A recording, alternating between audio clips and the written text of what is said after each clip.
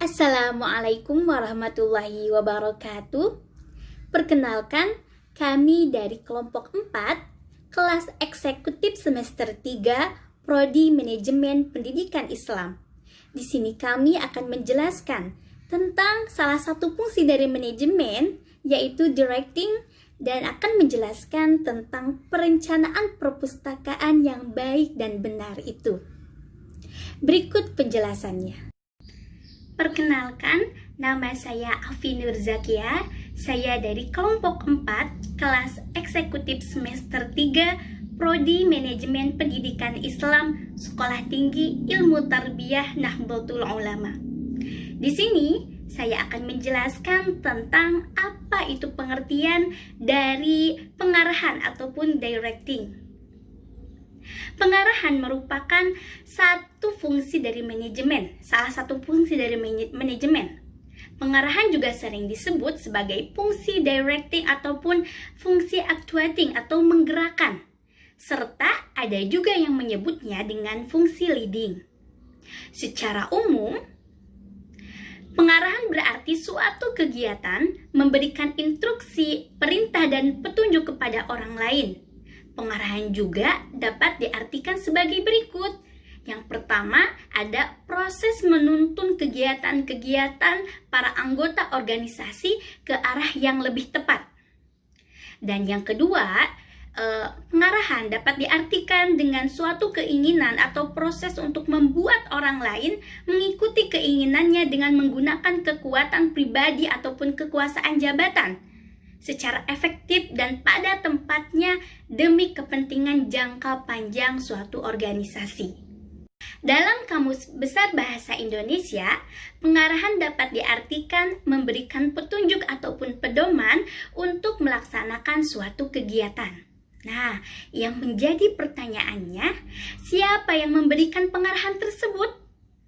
Nah, dalam suatu struktur manajemen yang berada di puncak akan memberikan pengarahan kepada manajemen yang ada pada tingkat di bawahnya. Manajemen yang ada di tingkat menengah akan memberikan pengarahan kepada manajemen yang ada di tingkat yang lebih bawah lagi. Begitu seterusnya sampai kepada orang yang mempunyai wewenang terakhir dalam suatu organisasi.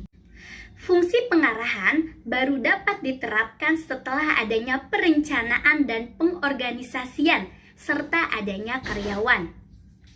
Jika fungsi pengarahan diterapkan, maka proses manajemen dalam usahanya mencapai tujuan organisasi sudah pasti dapat dimulai. Oleh karena itu, disebutkan bahwa fungsi pengarahan merupakan salah satu fungsi terpenting dalam manajemen dan harus dikuasai dalam proses manajemen tersebut. Definisi pengarahan menurut para ahli yaitu yang pertama Siswanto. Siswanto berpendapat bahwa pengarahan adalah suatu kegiatan yang berhubungan dengan pemberian perintah dan saran. Sedangkan menurut George R. Terry berpendapat bahwa pengarahan adalah suatu proses untuk menggerakkan anggota kelompok untuk mau bekerja sama dan bekerja dengan ikhlas, rela, dan bersemangat untuk mencapai tujuan organisasi sesuai dengan perencanaan dan usaha-usaha dalam pengorganisasiannya. Pengarahan memiliki beberapa karakteristik, diantaranya sebagai berikut. Yang pertama ada pervasive function. Maksudnya adalah pengarahan diterima pada berbagai level organisasi. Setiap manajer menyediakan petunjuk dan inspirasi kepada bawahannya. Yang kedua ada karakteristik continuous activity. Yang maksudnya adalah pengarahan merupakan bentuk aktivitas yang berkelanjutan sepanjang masa hidup organisasi tersebut. Yang ketiga, ada karakteristik human factor. Yang maksudnya adalah pengarahan senantiasa berhubungan dengan bawahannya, sehingga akan berkaitan dengan human factor. Human factor adalah perilaku manusia yang kompleks dan tidak dapat diprediksi. Selanjutnya ada karakteristik creative activity.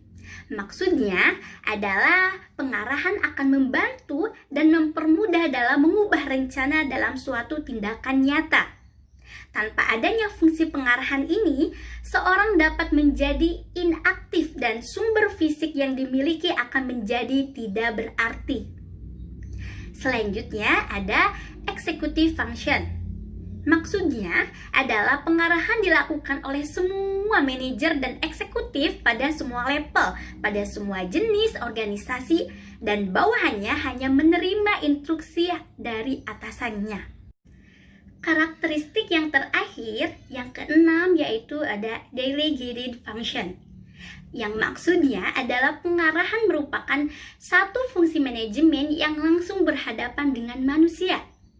Atasan harus dapat mengetahui bahwa perilaku manusia merupakan suatu hal yang tidak dapat diprediksi dan alami, sehingga atasan harus dapat mengkondisikan perilaku seseorang ke arah tujuan yang diharapkan. Sekian penjelasan dari saya. Selanjutnya akan diteruskan oleh teman saya. Terima kasih. Bismillahirrahmanirrahim. Assalamualaikum warahmatullahi wabarakatuh. Perkenalkan, nama saya Eva Mustikasari, kelas eksekutif semester 3, Prodi Manajemen Pendidikan Islam. Bismillahirrahmanirrahim. Di sini saya akan memaparkan satu buah materi tentang tujuan pengarahan. Tujuan pengarahan secara umum yang akan dicapai pada sebuah organisasi yaitu yang pertama, menjamin kontinuitas perencanaan. Perencanaan ditetapkan untuk dijadikan pedoman normatif dalam pencapaian tujuan yang telah ditetapkan. Pelaksanaan kerja yang baik akan sesuai dengan rencana kerja yang telah ditetapkan sebelumnya. Pengarahan dilakukan untuk menjamin kelangsungan perencanaan yang telah ditetapkan meskipun memiliki sifat fleksibel. Namun prinsip yang terkandung di dalamnya harus terjamin kontinuitasnya. Poin selanjutnya yaitu membudayakan prosedur standar. Maksudnya, prosedur akan memberikan suatu petunjuk yang detail untuk melaksanakan urutan tindakan yang biasa terjadi. Melalui pengarahan, prosedur kerja yang telah ditetapkan dapat dilaksanakan sebagaimana mestinya. Poin selanjutnya yaitu menghindari kemangkiran. Menghindari kemangkiran yang tidak berarti. Maksudnya, kemangkiran adalah kondisi ketika seseorang tidak berada di tempat kerjanya di luar penyebab yang jelas dan tanpa pemberitahuan. Karyawan yang tidak masuk kerja tanpa memberitahu kepada pimpinannya dinamakan kemangkiran atau karyawan yang mangkir. Melalui pengarahan, karyawan yang ada terhindar dari kemangkiran yang tidak berarti. Poin selanjutnya yaitu membina disiplin kerja. Pengarahan diterapkan agar terbina disiplin kerja di lingkungan organisasi. Disiplin kerja menyangkut esensi dari keberadaannya sebagai karyawan, dan karyawan harus mempertanyakan tugas rutinnya sebagai karyawan, dan karyawan juga harus melaksanakan tugas tersebut dengan sebagaimana mestinya. Dengan disiplin akan membawa dampak positif terhadap organisasi. Poin selanjutnya, membina motivasi yang terarah. Maksudnya, pengarahan juga memiliki tujuan untuk membina motivasi kerja bagi karyawan yang terarah, sehingga karyawan dapat melaksanakan pekerjaan dengan baik sambil dibimbing dan diarahkan untuk menghindari kesalahan-kesalahan yang fatal bagi sebuah organisasi. Tujuan pengarahan di atas hendaknya terlaksana dengan baik dan maksimal karena potensi sumber daya manusia yang dimiliki organisasi tanpa mengesampingkan unsur manusiawinya. Terima kasih. Wassalamualaikum warahmatullahi wabarakatuh. Perkenalkan, nama saya Siti Fatimah dari Manajemen Pendidikan Islam Eksekutif semester 3. Yang selanjutnya adalah pokok-pokok masalah dalam pengarahan. Pokok-pokok masalah yang harus dipelajari dalam fungsi pengarahan adalah yang pertama dari tingkah laku manusia. Manajemen adalah usaha mencapai tujuan melalui kegiatan-kegiatan orang lain. Hal ini berarti manajer atau pimpinan perusahaan dalam sebuah organisasi menyuruh bawahannya untuk mengerjakan sebagian dari tugas-tugasnya dalam mencapai tujuan organisasi. Pimpinan dalam membina kerjasama para bawahannya perlu memahami tingkah laku manusia. Manusia dalam berkelompok mempunyai latar belakang yang heterogen seperti jenis kelamin, umur, pendidikan, agama, budaya, kepentingan, dan lain sebagainya. Ini yang harus dipahami pimpinan supaya bisa mengarahkan anggotanya dalam melaksanakan pekerjaannya dengan tulus dan ikhlas. Yang kedua ada hubungan manusiawi. Hubungan manusia ini adalah hubungan antar orang-orang yang dilakukan dalam suatu organisasi.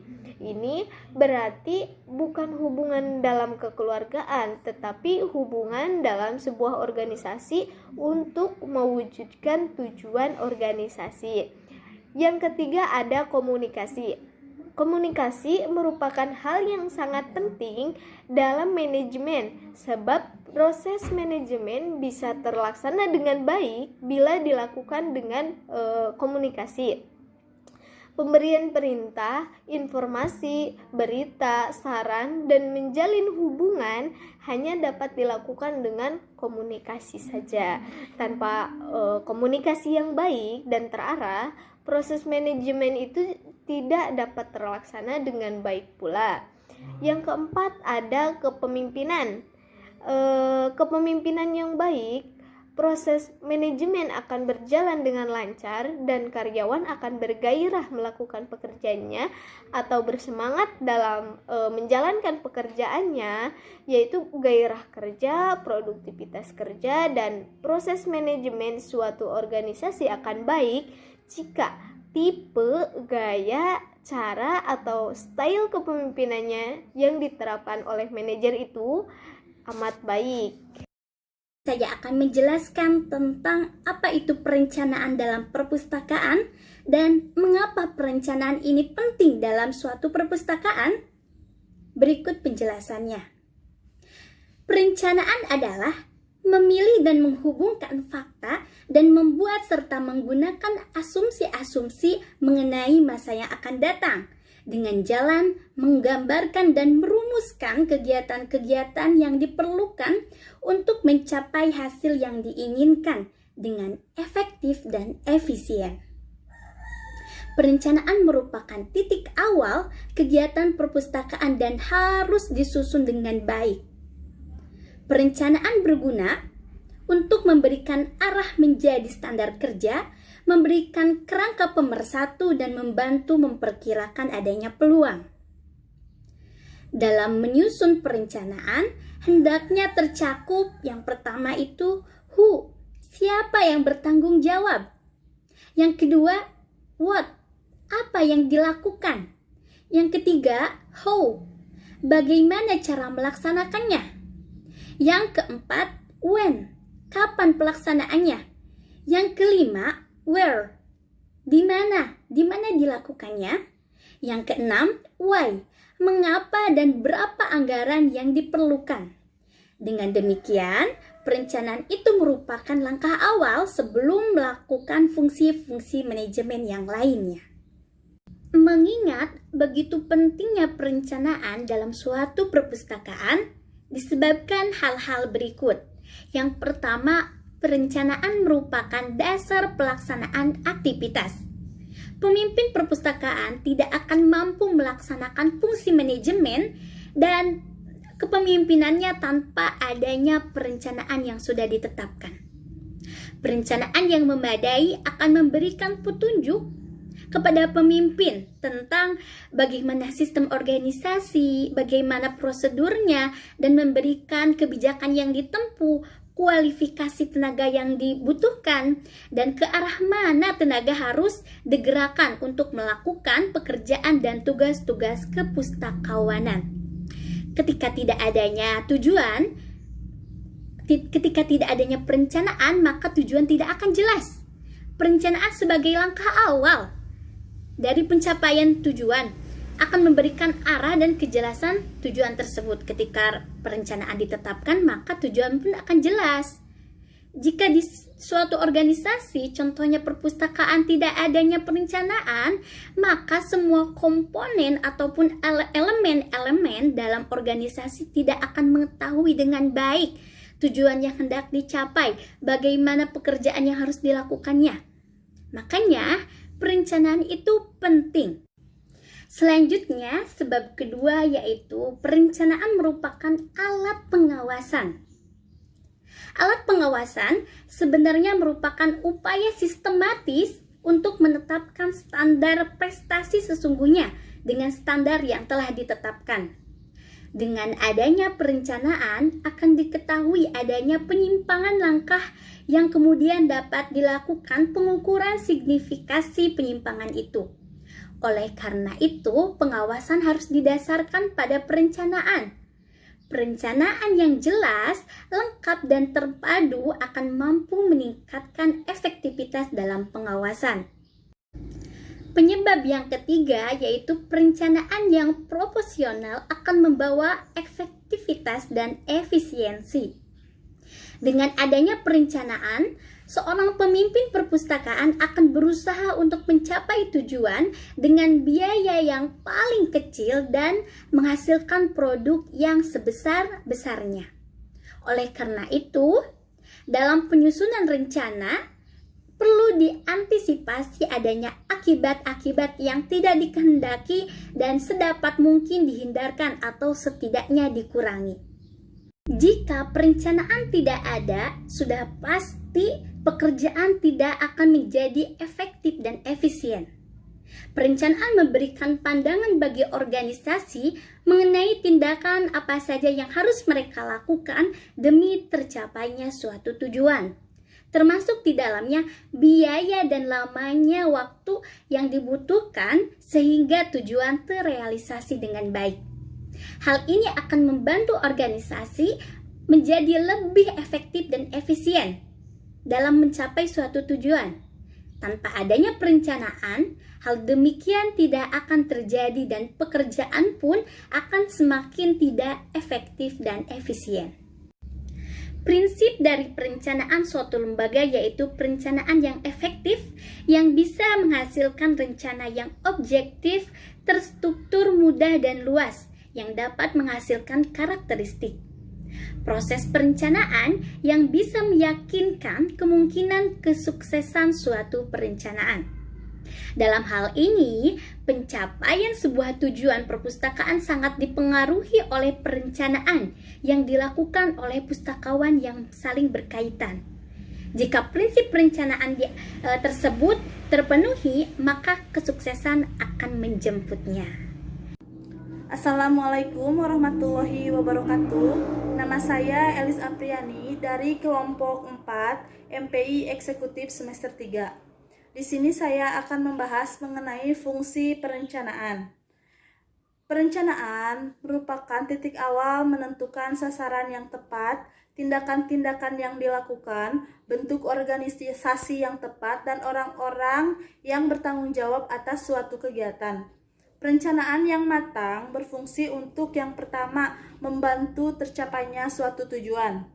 Dengan perencanaan yang disusun berdasarkan alasan-alasan yang kuat dan pemikiran-pemikiran yang mendalam, maka keraguan-keraguan dapat dihindari bahkan dihilangkan sehingga mencapai suatu tujuan yang diinginkan. Yang kedua, tercapainya efektivitas dan efisiensi. Efektivitas merupakan kemampuan seseorang dalam merumuskan tujuan dan alat yang tepat untuk mencapai tujuan. Menurut Peter Drucker menyatakan bahwa efektivitas adalah melakukan pekerjaan secara benar, sedangkan efisiensi adalah melakukan kemampuan menyelesaikan pekerjaan dengan benar. Ini dapat diartikan bahwa hasil produktivitas dan kinerja yang diperoleh lebih banyak daripada pengeluaran biaya, tenaga, pikiran, dan mesin yang digunakan. Langkah ini berarti menunjukkan adanya penghematan baik dari segi biaya maupun dari segi tenaga. Demikianlah yang dapat saya sampaikan. Terima kasih. Wassalamualaikum warahmatullahi wabarakatuh. Assalamualaikum warahmatullahi wabarakatuh. Perkenalkan, nama saya Vina Siti Nurrohmah dari MPI 3 Eksekutif. Di sini saya akan menjelaskan tentang tahap perencanaan. Langkah awal dalam proses perencanaan perpustakaan adalah penetapan visi, misi, tujuan, perumusan keadaan sekarang, identifikasi kemudahan dan hambatan dan pengembangan perencanaan. Poin yang pertama adalah penetapan visi, misi, dan tujuan. Keberadaan visi dalam suatu perpustakaan akan berfungsi memperjelas arah perkembangan perpustakaan dan memotivasi seluruh komponen untuk mengambil tindakan ke arah yang benar. Untuk poin yang kedua yaitu perumusan keadaan sekarang. Keadaan perumusan sekarang perlu dipahami baik kekurangan maupun kelebihannya. Hal itu penting untuk menetapkan langkah-langkah yang akan dilakukan. Pada tahap ini diperlukan informasi dan data statistik yang akurat yang diperoleh dengan komunikasi yang baik di perpustakaan itu. Contohnya, dalam melakukan pengadaan koleksi bahan pustaka harus memiliki komunikasi antara pustakawan dan bagian pengelolaan. Untuk poin yang ketiga yaitu identifikasi kemudahan dalam hambatan. Perlu dipahami pula kekuatan apa saja yang dimiliki perpustakaan sebagai modal untuk melakukan kegiatan. Kekuatan adalah segala elemen yang dapat menjadi pendorong untuk memajukan suatu perpustakaan. Kekurangan yang dapat menjadi hambatan pengembangan perpustakaan pun perlu diketahui dan segera diatasi. Apabila kekurangan itu dikelola dengan baik, justru akan menjadi kekuatan. Terima kasih. Wassalamualaikum warahmatullahi wabarakatuh. Assalamualaikum warahmatullahi wabarakatuh. Perkenalkan, nama saya Sri Cayani. Saya dari MPI 3 Eksekutif. Selanjutnya nomor 4, pengembangan perencanaan. Dalam pelaksanaan kegiatan perpustakaan terdapat membangun prosedur, alat, dana maupun tenaga. Karena berbagai faktor, oleh karena itu kemungkinan seperti ini perlu diidentifikasi sebaik-baiknya agar dalam pengembangan perencanaan tidak terjadi pemborosan dana dan tenaga atau terjadinya penyelewengan atas perencanaan semula agar pengembangan perpustakaan dapat dicapai tujuan yang baik. Perencanaan perlu mempertimbangkan sumber daya manusia, bahan informasi, dana, gedung atau ruang, sistem dan peralatan dengan tetap memperhatikan manajemen dan keahlian. A. Sumber daya manusia. Mempertingkat sumber daya manusia perlu dapat memperhatikan utama karena sumber daya ini merupakan sumber bergerak, sedangkan sumber daya lain merupakan benda mati. Oleh karena itu sumber daya manusia ini dapat dikembangkan dan ditingkatkan kemampuannya, yang hasilnya diharapkan mampu meningkatkan produktivitas dan kinerja perpustakaan. Seluruh SDM atau personalia yang memiliki perpustakaan perlu diatur sedemikian rupa. Dalam hal ini disebut manajemen sumber daya manusia.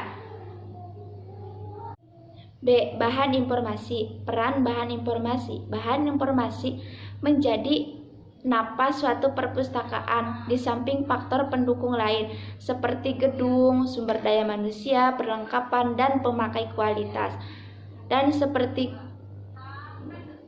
kuantitas bahan informasi sangat mempengaruhi minat pemakai dalam pemanfaatan jasa perpustakaan. Macam-macam bahan informasi. Bahan-bahan informasi yang diterima perpustakaan dapat terdiri dari bahan buku, bahan non-buku. Bahan buku dapat terdiri dari buku teks, bahan rujukan, laporan penelitian, makalah temu ilmiah, karya akademik, literatur, kelabu, karya fiksi, dan terbitan berkala. Sedangkan bahan non buku dapat terdiri dari mikrofis, film mikro, kaset, piringan hitam, CD, dan lain-lainnya. Perkenalkan, nama saya Fitri Handayani. Saya kelas MPI eksekutif semester 3. Saya akan melanjutkan materi yang akan saya bahas tentang perabot dan perlengkapan perpustakaan. Yang pertama, perabot dan perlengkapan yang bergerak mencakup untuk keperluan umum, ruang kerja, pemberian jasa, serta barang lainnya. Barang untuk keperluan umum yang dimaksud adalah barang yang digunakan pengunjung seperti meja, kursi, rak buku, dan sebagainya.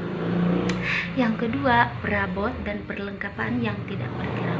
Perabot dan perlengkapan yang tidak bergerak mencakup penerangan, alat pendingin udara seperti AC, pencakup, penerangan, pencegahan kebisingan. Adapun langkah-langkahnya sebagai berikut. Yang pertama, perencanaan perabot yang telah dimiliki, yaitu perencanaan perabot yang telah dimiliki yaitu mengenai jenis, spesifikasinya, dan jumlahnya. Yang kedua, ketersediaan ruangan. Ketersediaan ruangan yaitu secara pasti luas ruangan, ventilasi, warna, cahaya, pencahayaan, dan tinggi rendahnya ruangan. Yang ketiga, spesifikasi perabot. Perabot yang diperlukan di perpustakaan dicatat spesifikasinya, yaitu adalah ukuran, ciri-ciri khas, merek, terus bahan, warna, kemampuan ketahanan, dan sebagainya. Yang keempat, rencana tata ruang perpustakaan. Perpustakaan sebagai lembaga informasi harus selalu mengikuti perkembangan teknologi, informasi, dan kebutuhan masyarakatnya. Assalamualaikum warahmatullahi wabarakatuh. Saya Siti Rahmawati Ningsih akan menjelaskan materi tentang perencanaan gedung perpustakaan. Perencanaan gedung perpustakaan yang baik akan menghasilkan tempat yang baik pula, efisien, nyaman, dan menyenangkan bagi staf maupun pengunjung perpustakaan. Untuk itu, menghasilkan gedung perpustakaan yang representatif, maka perlu perencanaan yang sesuai dengan keperluan pengguna, objek, dan fungsi perpustakaan. Langkah-langkah yang harus dipersiapkan dalam pembuatan gedung sebagai berikut. Yang pertama yaitu penunjukan personalia. Penunjukan personalia yaitu menunjuk seseorang yang bertanggung jawab atas pembangunan gedung, termasuk perencanaan dan menyiapkan perlengkapan perpustakaan. Yang kedua, prinsip desain gedung. Gedung perpustakaan harus memiliki desain fungsional, yaitu dengan desain yang dibuat ada manfaatnya dan memperhitungkan pertumbuhan dan perkembangan masa mendatang.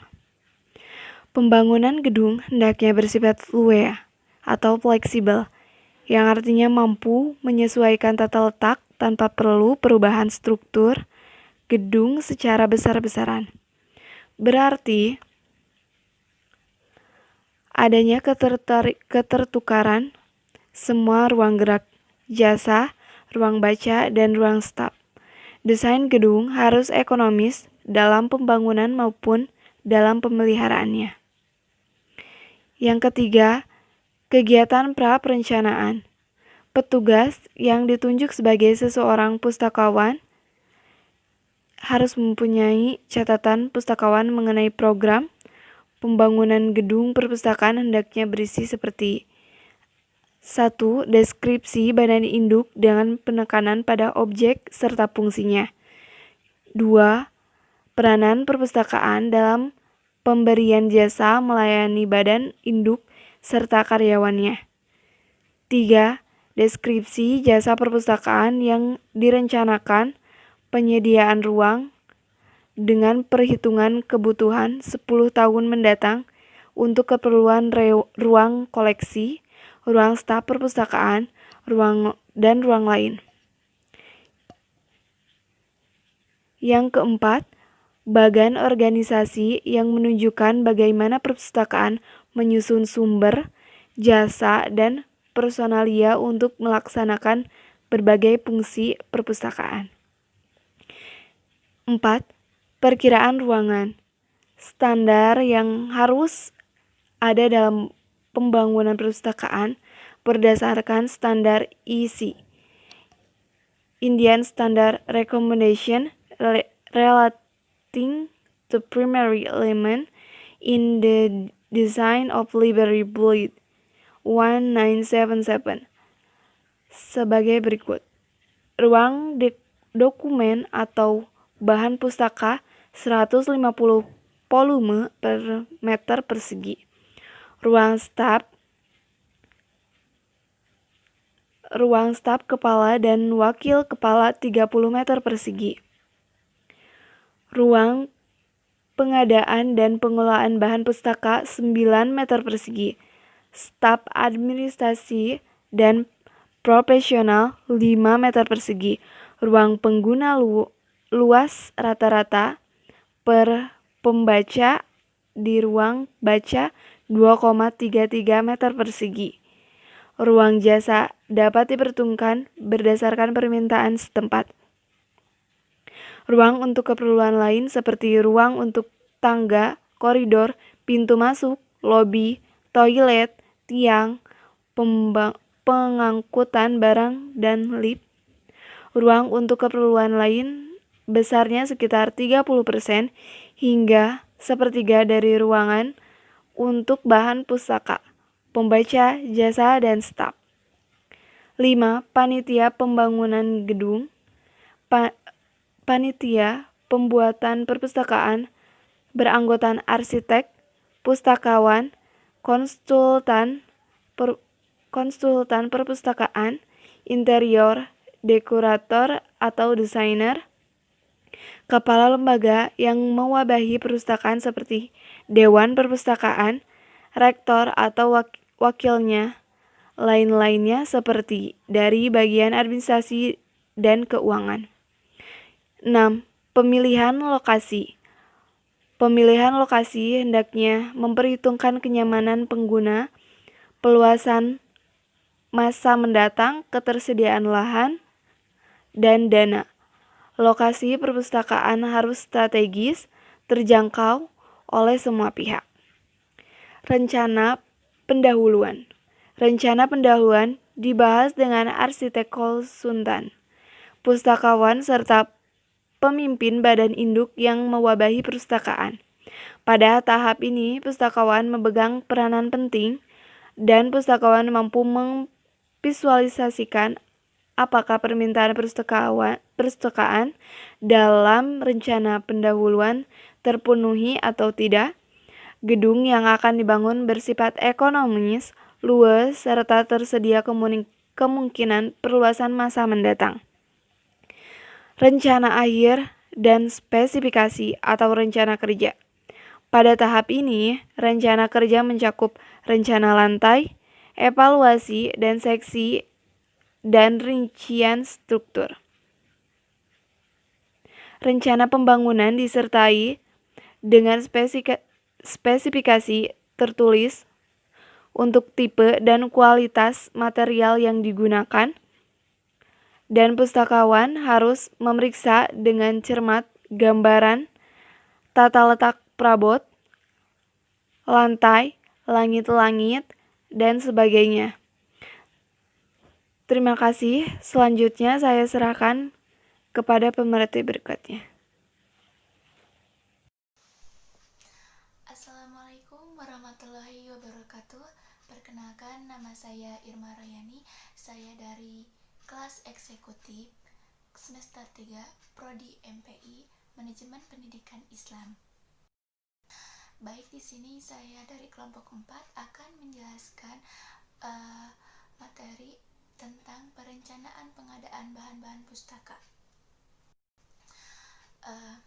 Perlu kalian ketahui apa yang dimaksud dengan perencanaan.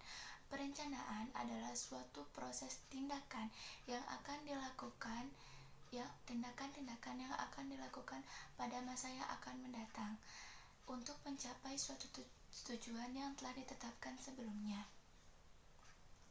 Sedangkan perencanaan pengadaan bahan-bahan pustaka adalah suatu proses berpikir menentukan usaha-usaha yang akan dilakukan pada masa yang akan mendatang untuk memperoleh bahan-bahan pustaka agar terselenggaranya perpustakaan dengan sebaik mungkin. Baik, di sini saya akan menjelaskan 5 poin penting dalam pengadaan bahan-bahan pustaka untuk pustakawan. Di antaranya yaitu yang pertama, menginventarisasi bahan-bahan pustaka yang harus dimiliki. Langkah pertama dalam perencanaan pengadaan bahan-bahan pustaka adalah kita harus bisa menginvestasi bahan-bahan pustaka yang harus dimiliki perpustakaan. Untuk menginvestasi bahan-bahan pustaka ini, kita harus berpedoman kepada buku yang memuat daftar pustaka. Untuk memperoleh daftar buku itu, kita harus menghubungi penerbit-penerbitnya, baik penerbit dalam negeri maupun penerbit luar negeri. Biasanya, setiap penerbit melakukan atau menerbitkan buku katalog yang di dalam buku tersebut dirinci buku-buku yang mengandung sumber pustaka. Seandainya untuk menghubungi penerbit itu susah, pustakawan bisa menghampiri ke beberapa toko dan menanyakan langsung kepada toko buku yang selalu dikirim oleh si penerbit. Karena kan biasanya kalau ini kan kita nggak tahu ada hambatannya atau karena tidak diketahui alamat si penerbitnya. Jadi kita bisa melakukan jalur alternatif untuk menanyakan kepada toko-toko buku, menanyakan hambatan-hambatan yang tadi. Nah, cara yang kedua yang selanjutnya itu adalah investasi bahan-bahan pustaka yang sudah dimiliki. Langkah kedua dalam menginvestasi bahan-bahan pustaka ini, kita harus berpedoman kepada buku induk perpustakaan. Apabila perpustakaan tersebut belum memiliki buku induk, pustakawan harus menginvestasikan semua bahan-bahan yang ada di perpustakaan, namun membutuhkan waktu yang cukup sangat lama. Yang ketiga adalah analisis kebutuhan bahan-bahan pustakawan. Berdasarkan investasi yang tadi saya paparkan, jadi kita harus bisa menganalisis atau mengumpulkan data-data pustaka yang harus dibutuhkan. Tetapi bahan-bahan pustaka tersebut misalkannya belum dimiliki oleh seorang pustakawan di perpustakaan itu. Nah, makanya kita harus bisa memilah, harus bisa memiliki bahan-bahan pustaka itu dan membandingkan hasil-hasil data tersebut yang harus kita miliki dengan investasi yang sudah dimiliki perpustakaan. Dan yang keempat yaitu menetapkan prioritas.